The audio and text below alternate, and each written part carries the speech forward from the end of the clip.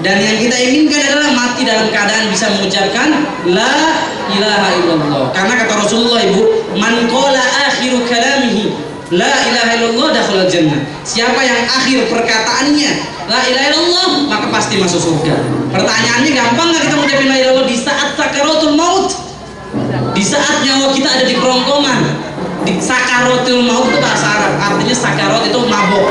Sakarot itu artinya jadi ketika nanti kita mau dicabut nyawanya, kita mabok. Orang kalau mabok, tahu nggak apa yang dia omongin?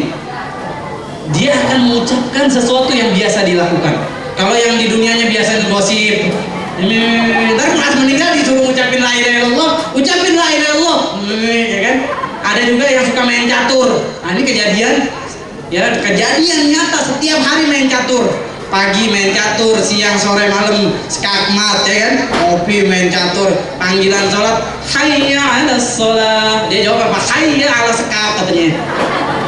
Skakmat tuh setiap hari. Ketika dia mau meninggal, ada ustadz dipanggil, nyawanya di kerongkongan, udah sakarat dia, sekarat. Ketika itu ada di sampingnya ustadz, ucapkan la ilaha illallah. Apa yang diucapkan bu?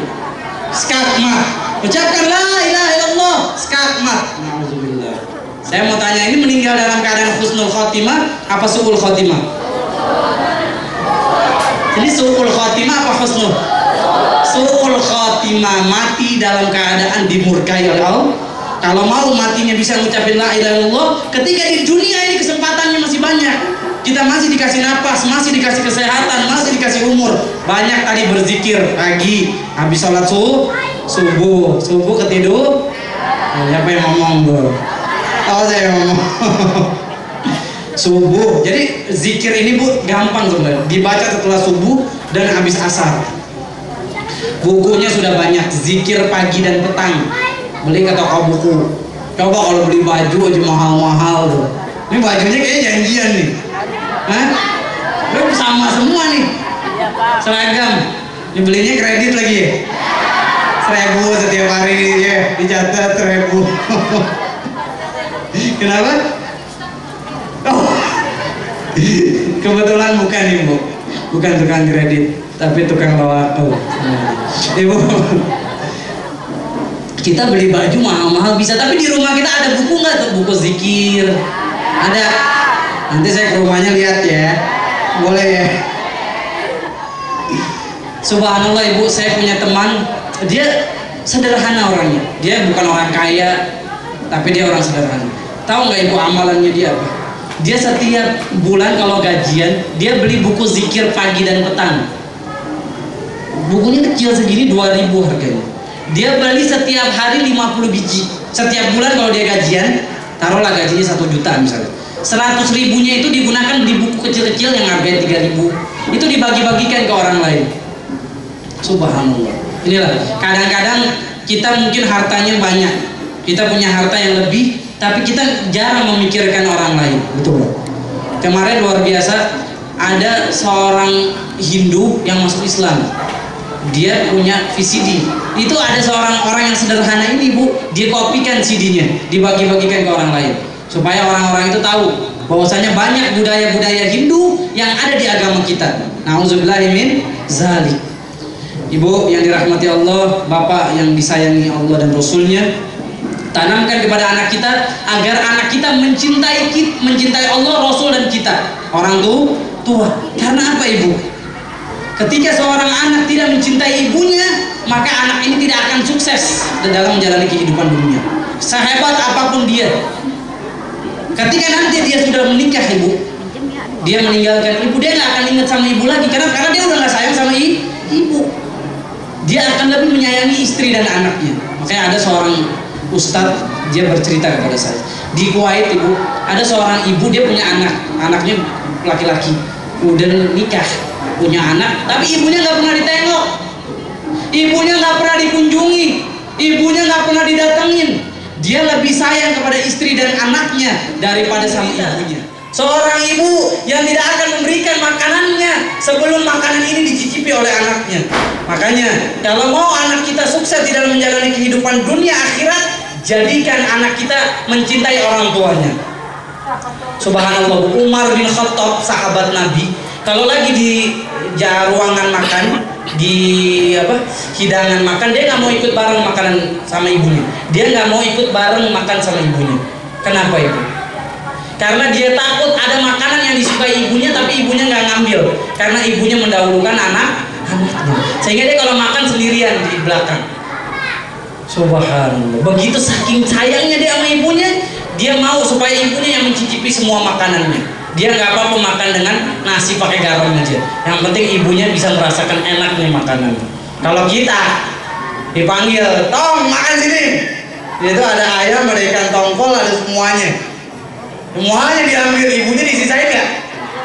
Kagak. Ibunya disisain nasi cuma setengah. Ya Allah.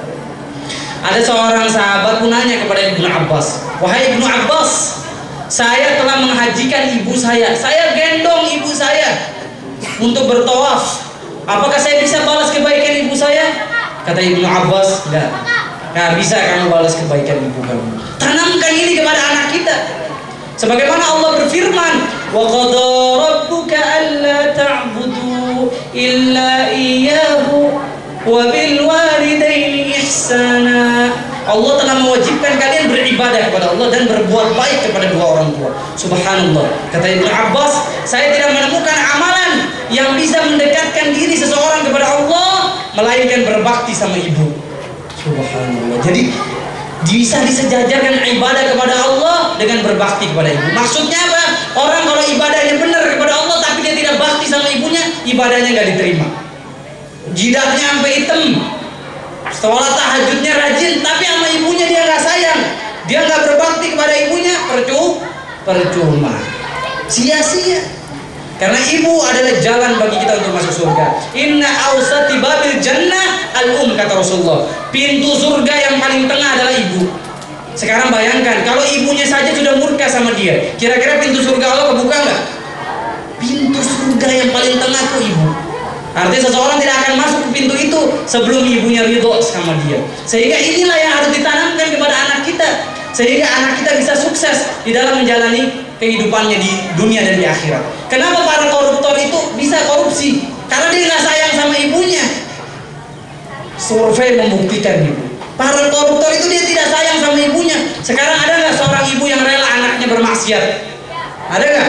Ada nggak yang rela anaknya masuk neraka? Makanya para koruptor itu dia tidak sayang sama ibunya. Kalau mau anaknya sukses dunia akhirat, jadi dokter yang masuk surga, insinyur yang diridhoi Allah, arsitek yang disayangi Rasulullah, jadikan anak kita sebagai anak yang mencintai orang tuanya. Ini pesan saya. Kemudian ibu, ingat, anak ini bisa menjadikan kita masuk surga, bisa juga menjadikan kita masuk neraka. Makanya sama anak juga jangan terlalu sayang. Benar, sayang apa namanya? Sesuatu yang berlebihan pasti nggak bagus. Minum itu bagus. Coba kalau minumnya 1 galon, bagus bu?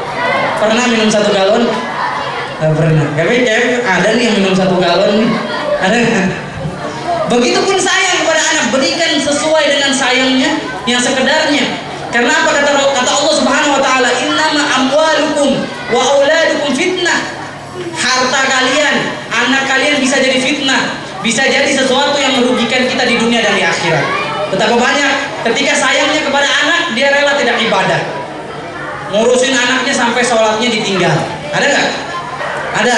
Oh teriaknya paling kenceng nih bu. Siapa tuh kalau ada? Ada juga bu, anaknya capek belajar sampai malam. Ketika pagi subuh anaknya tiduran capek kan? Kemudian ada mau dibangunin sama kakaknya sama bapaknya. Jangan dibangunin, anak saya kesian. Baru tidur sampai dibilang anak raja. Padahal bapaknya tukang RT. Sampai dibilang anak cakep. Padahal anaknya dekil. Oh enggak. Subhanallah ibu. Quran itu luar biasa. Kalau mau menjadi seorang pendidik, guru yang sukses, pelajari Al-Quran. Al-Quran mengajarkan kita anak itu supaya sayang banget sama ibunya, sayang banget sama ayahnya. Tapi seorang ibu dan ayah jangan terlalu sayang sama anak sama anak. Jadi Quran mengajarkan kita kalau seorang anak harus sayang banget sama ibunya. sayang banget sama ayahnya. Tapi seorang ayah dan ibu jangan terlalu sayang banget sama anaknya. Itu yang diajarin Quran. Sehingga selalu di dalam ayat Al-Quran tadi yang dibaca ibu tadi surat Luqman. Ibu siapa tadi suaranya bagus banget. Suaranya dahsyat nih. Kalau mau nyari calon istri yang kayak begini deh kayaknya. Ibu udah punya suami, suaminya ada di sini lagi. Oh, anaknya udah 5. Masya Allah, kita doakan anak-anaknya jadi anak soleh dan soleha, jadi dai, jadi ustadz. Mau jadi ustadz nggak anak ibu? Amin. Ini ustadz usaha tidak tetap. Bercanda. Kita lihat di alam Al-Quran. Walaupun orang tua kita nggak beriman harus sayang. Wa in jahadaka ala an tusyrika bi ma laysa laka bi ilmun fala tuti'huma wa sahibuhuma fid dunya ma'rufa. Walaupun dia kafir, tapi kamu harus sayang sama dia. Apalagi kalau orang tuanya beriman, maka harus lebih sayang lagi. Tapi ketika seorang ibu dan ayah itu dikasih ayatnya beda sama Allah. Ya ayyuhalladzina amanu la tulhikum amwalukum wala auladukum an zikrillah wa man yaf'al dzalika faulaika humul khasirun. Wahai orang-orang beriman, jangan sampai anak dan harta kamu membuat kamu lupa dari Allah. Siapa yang melakukannya maka dia akan jadi orang yang merugi. Ibu kalau dengar kata-kata merugi di dalam Al-Quran, orang yang merugi itu tidak lain dan tidak bukan kelak pada hari kiamat dia masuk neraka. Na'udzubillahi min dzalik. Sehingga kesuksesan itu cuma satu. Ketika kita dijauhkan dari neraka, dimasukkan ke dalam surga. Itu kesuksesan. Faman zuhziha 'anil nar, kata Allah, wa udkhilal jannah faqad faz.